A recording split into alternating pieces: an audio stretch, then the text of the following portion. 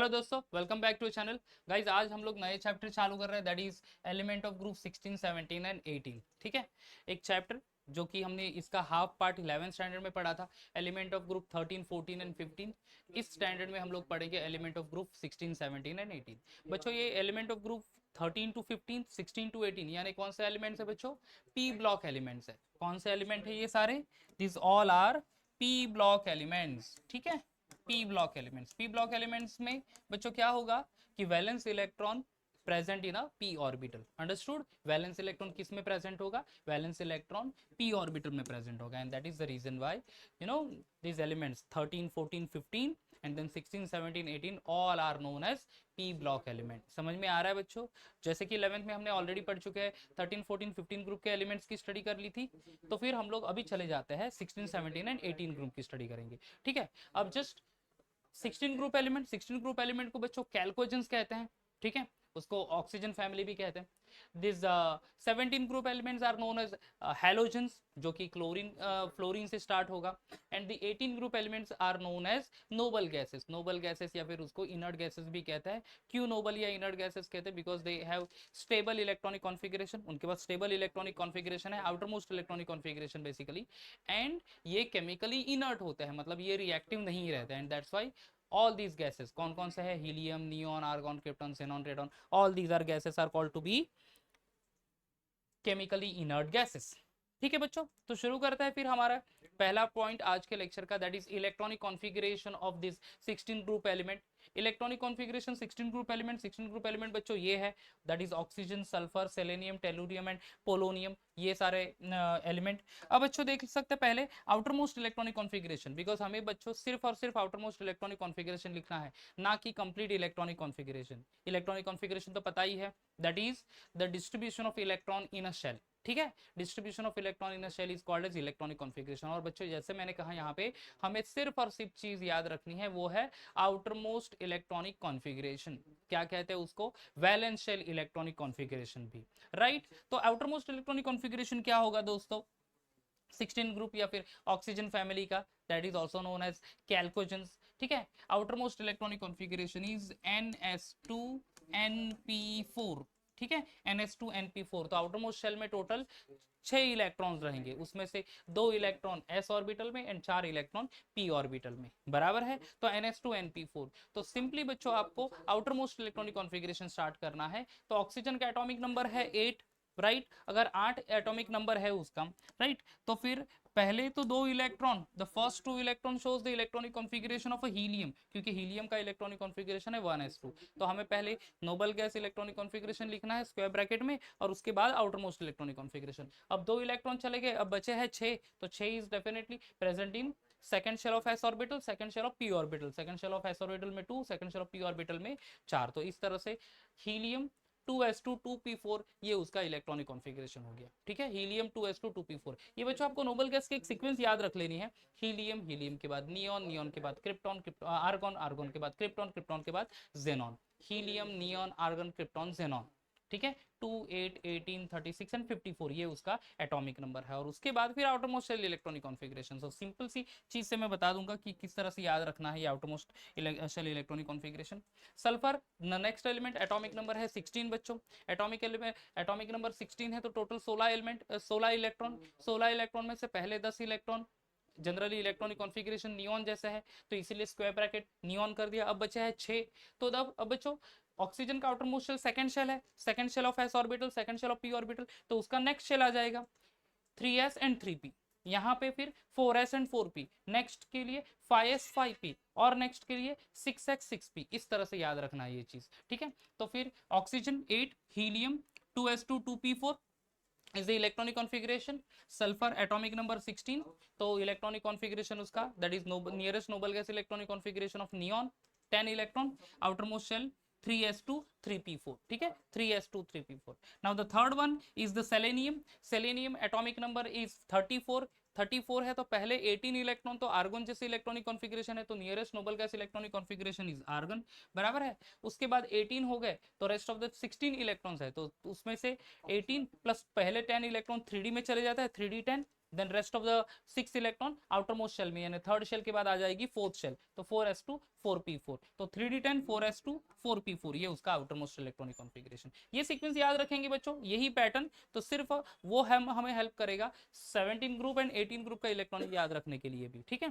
तो पहले यहाँ पे थोड़ा सा वर्कआउट करना पड़ेगा आपको, जहाँ पे oxygen 8, helium 2s2 2p4, sulfur 16, neon 3s2 3p4, then selenium 34, argon 3d10 4s2 4p4 sorry, tellurium atomic number 52, krypton then 4d10, 3d आ गया तो उसके बाद 4d याद रखो, 3d then 4d then 4d10, ये फोर्थ शेल है तो फिफ्थ शेल 5s2 5p4, समझ में आ गया, तो ऐसे याद रखेंगे। एंड पोलोनियम 84 है एटॉमिक नंबर, तो बच्चों जेनॉन, और उसके बाद यहाँ पे 4d के बाद 5d तो आएगा, but before that 4f orbital भी आपको यहाँ पे बता देना है, तो that is 4f orbital 4f14, उसके बाद 5d, ये 5s2 5p4 है, तो यहाँ पे 6s2 6p4, तो इस तरह से सिंपल वे से उसको याद रख सकेंगे हम लोग, अंडरस्टूड। तो this is oxygen, helium 2s2 2p4, sulfur neon 3s2 3p4, selenium argon 3d10 4s2 4p4, tellurium krypton then 4d10 5s2 5p4,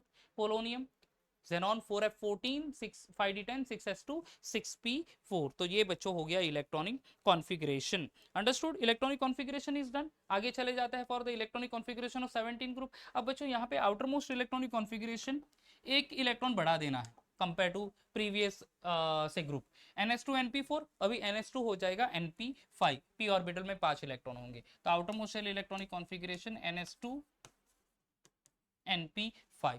अब यहाँ पे देख सकते हैं आप fluorine, chlorine, bromine, iodine, astatine, ये सारे एलिमेंट्स है। फ्लोरीन 9 एटॉमिक नंबर, क्लोरीन का 17, ब्रोमीन 35, आयोडीन 35, एस्टाटाइन 85, एक एक इलेक्ट्रॉन बच्चों ऐड करना है यहाँ पे। Oxygen, sulphur, selenium, tellurium and polonium 8 16 34 52 84, यहाँ पे वहाँ पे 9 होगा, 17 होगा, 35 53 85, इस तरह से देख सकते हैं आप लोग। देखो 9 17 35 53 85, सिंपली आपको यहाँ पे आउटर मोस्ट शेल में भी एक एक इलेक्ट्रॉन ऐड करना है। Helium 2s2 2p5, neon 3s2 3p5, एक प्रीवियसली अगर आप देख लो तो यहाँ पे 2s2 2p4, 3s2 3p4, 4s2 4p4, 5s2 5p4, 6s2 6p4, same चीज है, जस्ट आउटर मोस्ट शेल में एक एक इलेक्ट्रॉन ऐड कर देना है।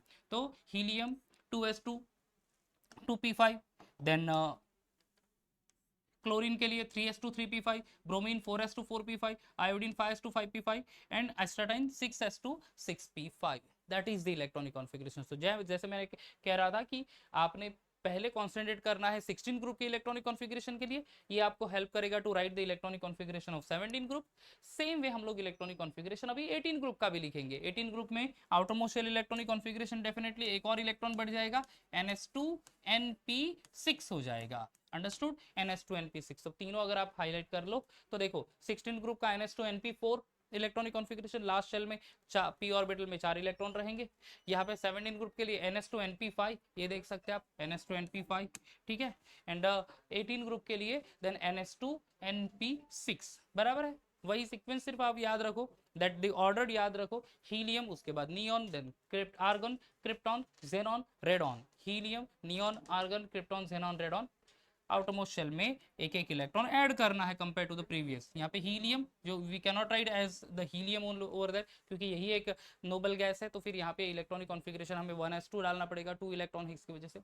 Then neon, helium 2s2 2p6, argon के लिए 3s2 3p6, 4s2 4p6, 5s2 5p6, 6s2 6p6 for the radon. तो इस तरह से बच्चों सिंपल इलेक्ट्रॉनिक कॉन्फ़िगरेशन आप याद रख सकते हैं। डन, इलेक्ट्रॉनिक कॉन्फ़िगरेशन खत्म हो गया। चलो आगे बढ़ता है फिर next, that is atomic properties of group 16 17 and the 18, ठीक है। Atomic properties of group 16 17 and the 18, okay. Atomic properties बच्चों कैसे याद रख पाएंगे हम लोग, देख सकते हैं। देखो यहाँ पे बच्चों ये जो सारे प्रॉपर्टीज है ये आपने ऑलरेडी पढ़ चुके हैं 11th स्टैंडर्ड में। 11th स्टैंडर्ड के periodic table, periodic classification of element, ये चैप्टर में पढ़े थे आप। तो एटॉमिक रेडियस कैसे वेरी हो रहा था ग्रुप में, पीरियड में, ठीक है। Then electronegativity, ionization enthalpy, electron gain enthalpy कैसे वेरी हो रही थी, ये आपने पढ़ा था, राइट। अब आपको सिर्फ यही चीज, अब हम लोग तो ग्रुप की स्टडी कर रहे हैं, ये सारे ग्रुप्स हैं ओनली, ठीक है। 16 ग्रुप हो गया, 17 ग्रुप हो गया, ठीक है, या फिर 18th ग्रुप, तो ऑल दीज आर ग्रुप्स। तो सिर्फ आपको ग्रुप में किस तरह से वो वेरी कर रहा है वो देखना है। आप एक सिंपल सी चीज ध्यान में रखो बच्चों, एक कॉमन आंसर रहेगा सारी प्रॉपर्टीज के आंसर लिखने के लिए। If you move down the group, top to bottom of the group अगर आप जाते हो पहले एलिमेंट से लास्ट एलिमेंट तक, तो उसका ग्रुप में एटॉमिक नंबर इंक्रीज होता जाता है। ठीक है, अगर आप देख लो 16 ग्रुप में भी, तो एटॉमिक नंबर 8, 8 के बाद 16, 34, 52, 84। यहाँ पे नेक्स्ट देख लो तो दैट इज फ्लोरीन 9, देन 17, 35, 53, 85। आप जैसे जैसे नीचे जाओगे एटॉमिक नंबर जो है वो बढ़ता जाएगा। ठीक है यहाँ पे वापस से नीचे जाओगे, from helium to radon, this one radon, तो एटॉमिक नंबर क्या हो जाएगा बच्चों, एटॉमिक नंबर बढ़ता जाएगा। एटॉमिक नंबर बढ़ेगा मतलब क्या बच्चों, एटॉमिक साइज भी तो बढ़ती ही जाएगी। अंडरस्टूड ना, एटॉमिक साइज क्या होगा, atomic size will definitely increase from top to bottom of the this one group, बराबर है। एटॉमिक साइज बढ़ेगा तो डेफिनेटली वो जो सारी प्रॉपर्टीज है उसमें भी कुछ वेरिएशन आता रहेगा बच्चों। अंडरस्टूड, ओके चलो, तो फिर एक चीज ध्यान में रखना है, first to last element of the group atomic number बढ़ेगा, as the atomic number increases atomic size of the element is also increases. ठीक है, एटॉमिक साइज भी क्या होगी बच्चों, एटॉमिक साइज इंक्रीज होने वाली है। डन, क्लियर हो गया। अब देखो एटॉमिक साइज कैसे इंक्रीज होगा, जैसे कि मैं इसी ग्रुप के लिए एग्जांपल ले लेता हूं। सो अगर आप हीलियम का स्ट्रक्चर ड्रॉ कर ले, तो ये फर्स्ट शेल हो गया उसका हीलियम का, ठीक है, ये फर्स्ट शेल, ये न्यूक्लियस, ये first shell and second shell, ये हो गया हीलियम के लिए। नियॉन 3 शेल आ गए, फर्स्ट शेल हीलियम का एक्चुअली, चलो इसको हटा देते हैं, एक मिनट वापस ही ले लेते हैं। Nucleus and the first shell, ये आ गया हीलियम के लिए। ठीक है, फर्स्ट शेल में ही 2 इलेक्ट्रॉन है। नियॉन, ये न्यूक्लियस, ये first shell and second shell, this is a structure of neon. Argon, ये nucleus, first shell, second shell, third shell. अब देखो जैसे जैसे शेल इंक्रीज हो रहा है, first shell, outermost shell, second shell, third shell, fourth, fifth, sixth, shell बढ़ेगा, ये भी साइज भी बढ़ता जाएगा। Distance between nucleus and outermost shell is increases down the group, तो एटॉमिक साइज इंक्रीज होता है दोस्तों, ये चीज ध्यान में रखनी है। अब चलो इजीएस्ट वे से मैं आपको बता देता हूँ कि how will going to write the answer of this questions. ठीक है, तो atomic properties of group 16, 17 and 18 ये कॉमन है। इनफैक्ट 16, 17, 18 के लिए नहीं बच्चों, ये group number 1 to group number 18 के लिए सारी चीजें कॉमन है। ठीक है, क्योंकि ग्रुप नंबर 1 से लेके ग्रुप नंबर 18 तक आप जाओ तो top to bottom of the periodic table atomic size increase ही होगा। एटॉमिक साइज इंक्रीज होगा तो ये सारे प्रॉपर्टीज का आंसर भी कॉमन ही रहेगा बच्चों। ठीक है, चले जाते हैं फिर आगे। ओके, अब first one is atomic and ionic radius. ठीक है sorry, atomic and ionic radius बच्चों, ये अगर आप प्रीवियस ईयर के क्वेश्चंस पेपर देख लो तो आपको 4-4 मार्क के क्वेश्चन पूछे हैं, 3-3 मार्क के क्वेश्चन पूछे हैं। क्वेश्चन कैसे पूछा है, right the trends in the properties of a following properties of a 16 group element और 17 ग्रुप एलिमेंट, और फॉलोइंग प्रॉपर्टीज ऑफ 16 और 17 ग्रुप एलिमेंट और 18 ग्रुप एलिमेंट। ऐसे क्वेश्चन आए, कभी 3 मार्क के लिए, कभी 4-4 मार्क के लिए। और बच्चों बहुत ज्यादा एक्सप्लेनेशन दे दिया है बुक में, आपको सिंपल सी चीज करनी है, आपको एक लाइन का आंसर लिखना है और वो एक लाइन के आंसर को 1 मार्क मिलेगा बच्चों। कैसे मिलेगा देख लो यहाँ पे। अब देखो atomic and ionic radius, I hope आपको एटॉमिक आयोनिक रेडियस पता होगा, फिर भी मैं चलो बता देता हूँ। ये मैंने स्ट्रक्चरल फार्मूला स्ट्रक्चर ड्रॉ किए हैं। तो आउटर मोस्ट शेल का डिस्टेंस एंड न्यूक्लियस, ये दोनों के बीच का जो डिस्टेंस है that is atomic radius. Ions अगर फॉर्म होता है तो आयोनिक रेडियस, तो distance between nucleus and outer most shell. ठीक है, अगर एक्चुअल में देखने जाए तो 2 बॉन्डेड एटम है, उन दोनों के बीच का जो न्यूक्लियस का डिस्टेंस है और उसका मीन लेंगे तो वो उसको एटॉमिक रेडियस कहेंगे। हम लोग जस्ट रफली कहेंगे कि distance between nucleus and outer most shell. जैसे जैसे डाउन द ग्रुप जाएंगे एटॉमिक साइज बढ़ेगा तो distance between nucleus and outer most shell is also going to be increases. इसका मतलब क्या हो गया बच्चों, एटॉमिक रेडियस क्या हो रहा है, वेदर इट इज इंक्रीजेस और डिक्रीजेस। आप देख सकते हैं ये डायग्राम, ये तो डिस्टेंस इंक्रीज हुआ है, मतलब एटॉमिक रेडियस भी इंक्रीज हो रहा है। इसका मतलब ये है कि आप top to bottom of the periodic table आप जाओगे, ठीक है, तो साइज बढ़ेगा एलिमेंट का और उसी तरह से एटॉमिक साइज भी बढ़ेगा। तो सिंपल सी चीज आपको नोट डाउन करनी है, तो atomic and ionic radius increases. Okay, इतना लिख दिया आपने, आधा मार्क मिल जाएगा बच्चों आपको। ठीक है, इतना लिखेंगे, you will be definitely getting the half marks, बराबर। अब आधा मार्क्स मिल गया आपको, तो फिर आपने आधे मार्क करने के लिए क्या लिखना है, रीजन लिखना है कि क्यों एक्चुअली आपको वो इंक्रीज हो रहा है। अब इंक्रीज क्यों हो रहा है वो लिखना है, तो फिर क्या करेंगे, आपको सिंपल सी चीज लिखनी है, why it is increases ionic radius, ionic radius down the group increase हो रही है, क्यों, क्योंकि इंक्रीज ऑफ एटॉमिक साइज, वही आंसर है बच्चों। ठीक है, तो here atomic size increases due to increase in atomic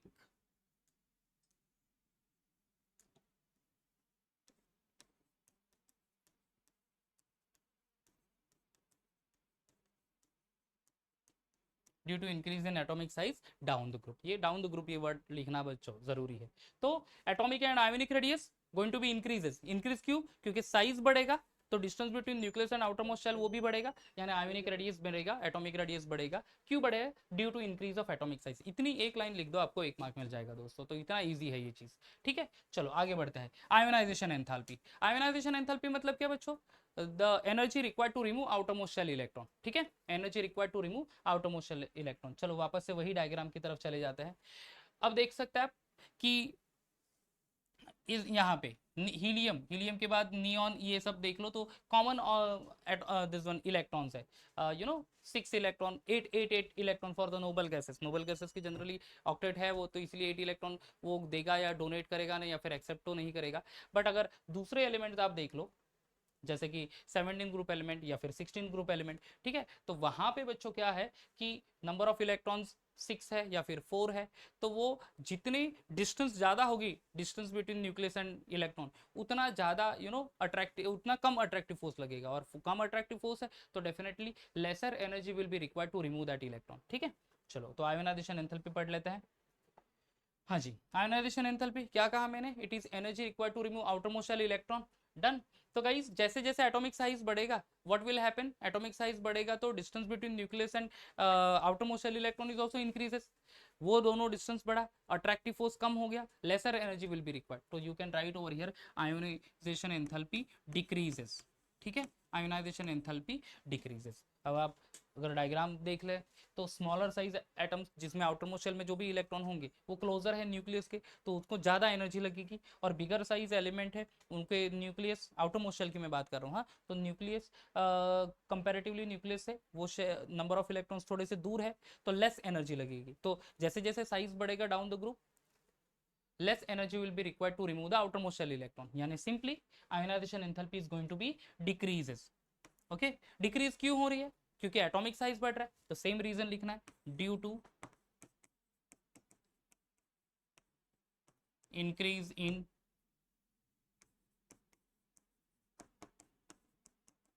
atomic size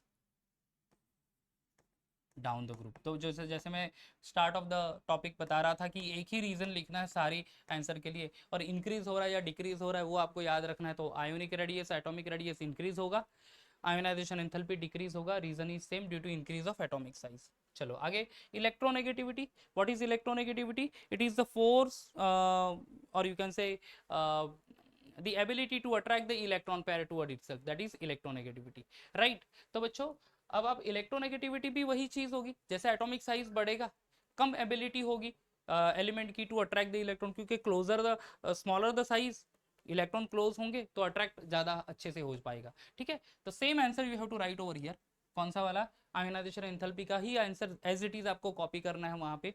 ionisation enthalpy decrease हो रही है, सेम वे इलेक्ट्रोनेगेटिविटी भी डिक्रीज ही हो रही है। So electronegativity decreases due to increase in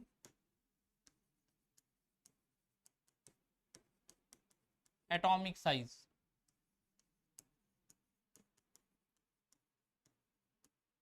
down the group. Okay, तो बच्चों ये आंसर है, तो ध्यान में रखो, एटॉमिक रेडियस इंक्रीज होगा down the group, electronegativity decrease होगा down the group, even ionization enthalpy and electronegativity is also going to be decreases down the group। समझ में आ रहा है क्या इंक्रीज हो रहा है, आयोनाइजेशन एंथैल्पी इंक्रीज हो रहा है, I am sorry, atomic radius increase हो रहा है, आयोनाइजेशन एंथैल्पी एंड इलेक्ट्रोनेगेटिविटी दोनों डिक्रीज होंगे, रीजन सेम है, due to increase of atomic size. अब बच्चों चले जाता है इलेक्ट्रॉन गेन एंथैल्पी पे, यहाँ पे हमें बच्चों इलेक्ट्रॉन गेन एंथैल्पी इंक्रीज या डिक्रीज हो रही है वो नहीं लिखना है, क्या एग्जैक्टली किस वे से है वो, एक्चुअली वो नेगेटिव है या फिर पॉजिटिव है, ये एक्सप्रेस करना है बच्चों। इलेक्ट्रॉन गेन एंथैल्पी मतलब क्या, इलेक्ट्रॉन गेन एंथैल्पी मतलब जब भी इलेक्ट्रॉन एक्सेप्ट करेंगे कोई एलिमेंट, तब जो एनर्जी रिलीज करेगा या फिर वो एक्सेप्ट करेगा, तो उस एनर्जी को इलेक्ट्रॉन गेन एंथैल्पी कहते हैं, right. It may be positive हो सकता है या फिर नेगेटिव होगा। अगर चलो नेगेटिव होगा तो मतलब वो पर्टिकुलर एलिमेंट एनर्जी लूज कर रहा है, और पॉजिटिव है तो वो पर्टिकुलर एलिमेंट एनर्जी एब्जॉर्ब कर रहा है या एक्सेप्ट कर रहा है, राइट। तो जनरली बच्चों आपको लिखना है कि दैट इलेक्ट्रॉन गेन एंथैल्पी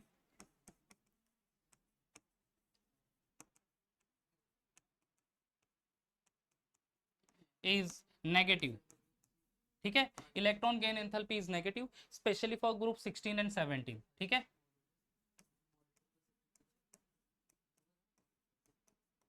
हाँ, ग्रुप 16 एंड 17 के लिए generally electron gain enthalpy negative है, यानी ये एलिमेंट इलेक्ट्रॉन एक्सेप्ट करते हैं। Actually halogens are highly electronegative, वो तो स्टेबल ऑक्टेट फॉर्म करने के लिए इलेक्ट्रॉन एक्सेप्ट ही कर लेता है, राइट। तो वो कुछ एनर्जी रिलीज करता है। Noble gases do have positive electron gain enthalpy.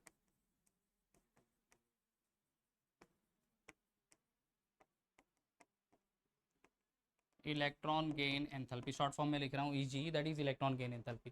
तो नोबल गैसेस, क्योंकि वो नोबल गैस स्टेबल ऑक्टेट है, तो इसके वजह से वो जनरली केमिकल रिएक्शन में इन्वॉल्व होते नहीं। बट स्टिल जेनॉन ऐसा एक एलिमेंट है नोबल गैस का जहाँ पे वो higher orbital D orbital involve हो जाता है इलेक्ट्रॉन एक्सेप्ट करने के लिए, तब ज़्यादा एनर्जी हमें हीट करनी देनी पड़ेगी, तब वो रिएक्शन होगी बच्चों, ठीक है। तो इसीलिए उसकी पॉजिटिव इलेक्ट्रॉन गेन एंथैल्पी होगी, वो इलेक्ट्रॉन एक्सेप्ट करने के लिए या फिर रिएक्शन में टेक पार्ट करने के लिए वो एनर्जी के एब्जॉर्प्शन करेगा, बट यहाँ पे तो एनर्जी नेगेटिव ही होगी, that is electron gain enthalpy दोस्तों। डन विद दिस, क्लियर हो गया बच्चों, ओके। आगे बढ़ जाते हैं। चलो अब physical properties of group 16, 17 and 18। तो ऑक्सीजन फैमिली और कैल्कोजेंस की फिजिकल प्रॉपर्टीज, इवन इसकी भी, I mean 17 group and 18 group की भी फिजिकल प्रॉपर्टीज पढ़ लेते हैं। 16 ग्रुप से स्टार्ट करते हैं, दैट इज ऑक्सीजन फैमिली, ठीक है। कौन कौन से एलिमेंट है, oxygen, sulphur, selenium, tellurium, phosphorus, sorry selenium, tellurium and polonium, okay. अब oxygen and sulphur, oxygen generally gas state में है, ठीक है, oxygen is in gaseous state and the other element generally present in a solid state at room temperature, ठीक है। Oxygen gas state में है बच्चों, and sulphur, selenium, tellurium, polonium, ये सारे एलिमेंट कौन से स्टेट में है, तो ये सारे एलिमेंट है सॉलिड स्टेट में, ठीक है। That is physical property. उसमें oxygen and sulphur non metals, selenium and tellurium ये मेटालॉइड्स है, मेटालॉइड्स यानी having the dual property of solid, this one metal as well as non metals, and polonium is a pure metal बच्चों। Polonium क्या है, pure metal. तो ये 5 element है, oxygen, sulphur, selenium, tellurium and polonium. तो oxygen sulphur दोनों non metallic substance, selenium and tellurium दोनों metalloids, and polonium metals, ठीक है। पोलोनियम इज बच्चों रेडियो एक्टिव एलिमेंट, ये आपको एमसीक्यू में आ सकता है बच्चों। एट द सेम टाइम उसका टी हाफ भी आपको याद रखना है, दैट इज 13.8 डेज, ठीक है। Polonium is a radioactive element, उसका टी हाफ यानी हाफ लाइफ पीरियड कितना है, 13.8 days. This is important line in in terms of MCQs, ठीक है। Now melting and boiling point generally increase with the increase of atomic number, जैसे atomic number बढ़ेगा melting point boiling point बढ़ेगा, क्योंकि generally metals का melting and boiling point higher होता है compare to non metals. At the top किसी भी group में नॉन मेटल्स होंगे एंड मेटालिक कैरेक्टर इंक्रीज होती है डाउन द ग्रुप। तो similarly melting and boiling point increases and all the elements exhibit the allotropy, सारे एलिमेंट्स के allotropic forms है। एलोट्रॉप्स यानी क्या बच्चों, having same physical property, I mean same chemical property but different chemical properties, ठीक है। तो guys same chemical property and different physical property actually, okay उल्टा बोल दिया था मैंने। तो all the elements exhibit the allotropic form. So guys group 16, तो oxygen gas, oxygen in gaseous state and the other elements are in solid state. Oxygen sulphur non metals, selenium and tellurium metalloids, polonium क्या है, metal है, okay. And then polonium generally क्या है बच्चों, ये radioactive elements है, right.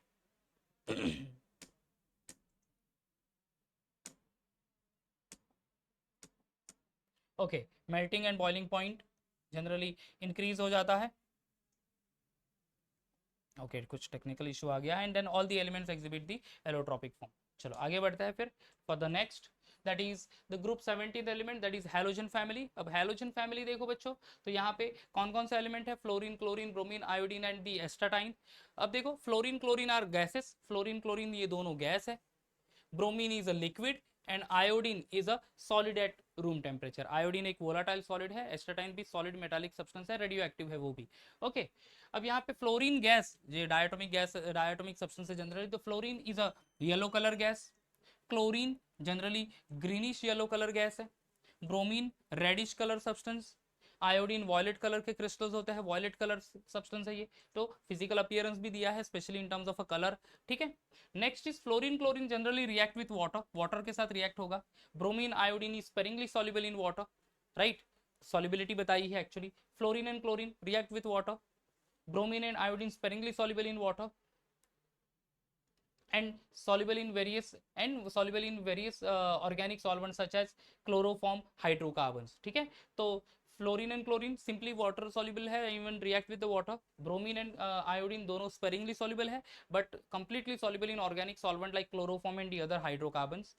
And here bond dissociation enthalpy follows the order. Bond dissociation दोनों सारे डायटोमिक गैसेस या फिर डायटोमिक सब्सटेंस में सिंगल बॉन्ड है, तो क्लोरीन का bond dissociation enthalpy will be say higher then the bromine, then the fluorine, and then after iodine. So bond dissociation enthalpy runs in this order.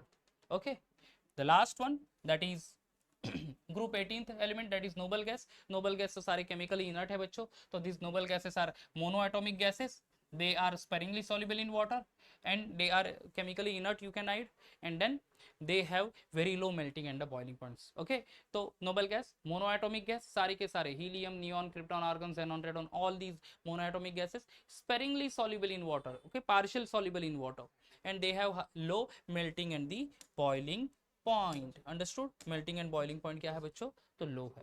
Clear हो रहा है बच्चों, तो यहाँ पे हम लोग बच्चों सेशन को एंड करते हैं जहाँ पे हमने फिजिकल प्रॉपर्टीज पढ़ ली, हमने trends in properties, physical properties जो कि सबसे इंपॉर्टेंट टॉपिक है इस इस लेक्चर का, that is atomic and ionic radius, ionisation enthalpy, electron gain enthalpy and electronegativity, how it is increasing और डिक्रीजिंग, ये पढ़ लिया हमने along with the electronic configuration. तो दोस्तों यहाँ पे वीडियो को एंड करते हैं, नेक्स्ट वीडियो में मिलते हैं, तब तक बाय बाय।